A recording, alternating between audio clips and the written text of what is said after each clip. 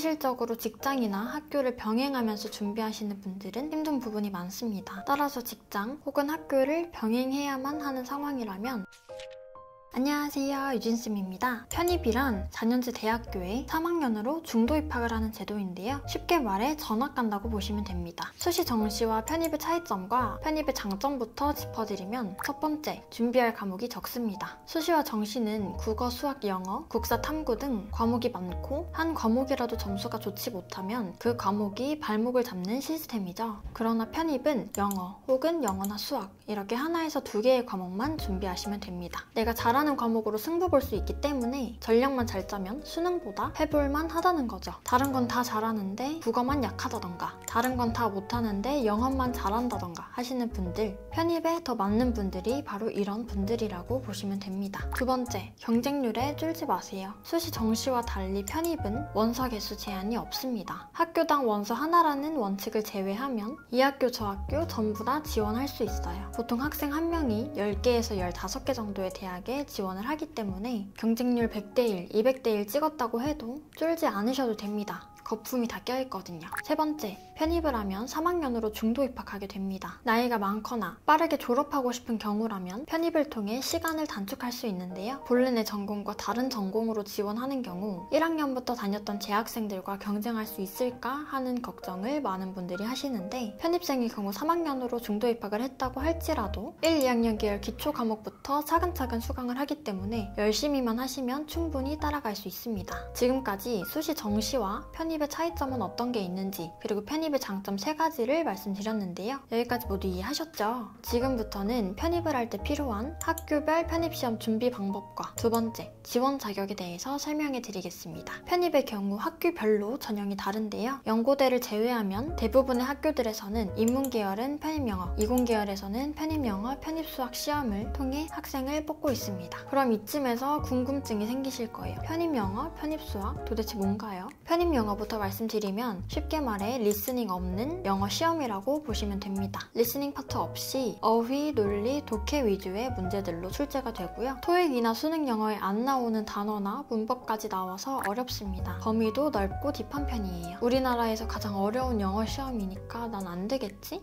라고 생각하셨나요? 아닙니다. 10년 이상 영어하다 들어온 유학생들도 수능 1등급 출신들도 편입영어 공부하며 새롭게 알아야 하는 내용들이 많아요. 그만큼 영어 잘하는 사람과 나의 갭 차이를 줄일 수 있다는 말로 해석도 할 수 있고 그렇기 때문에 성실히 열심히만 준비해주시면 충분히 극복 가능합니다. 또 어렵다는 것도 상위권 대학 기준이라 나는 인서울만 가면 돼 하는 분들은 체감 난이도가 좀 더 낮아진다고 보시면 되겠습니다. 편입수학은 공대에서 배우는 수학 내용들을 시험에 내는데요. 미적분, 선형대수, 선적분, 면적분, 공학수학으로 파트가 나뉩니다. 사고력 위주의 수능 수학은 열심히 해도 될지 말지 기약 없는 느낌에 가까운데 편입수학은 암기와 계산력 위주의 문제들로 구성이 되어 있기 때문에 열심히만 하면 확실히 된다고 보셔도 됩니다. 실제 노베이스 출신님에도 공식 열심히 외우고 문제 많이 풀면서 상위권 대학 합격하신 분들 후기 정말 많아요. 다음은 지원 자격입니다. 편입의 유형에는 일반 편입과 학사 편입이 있는데 이 전형들의 지원 자격은 각각 다릅니다. 일반 편입 지원 자격의 경우에는 흔히들 많이 아실 거예요. 전문대 졸업자 혹은 4년제 2학년 수료자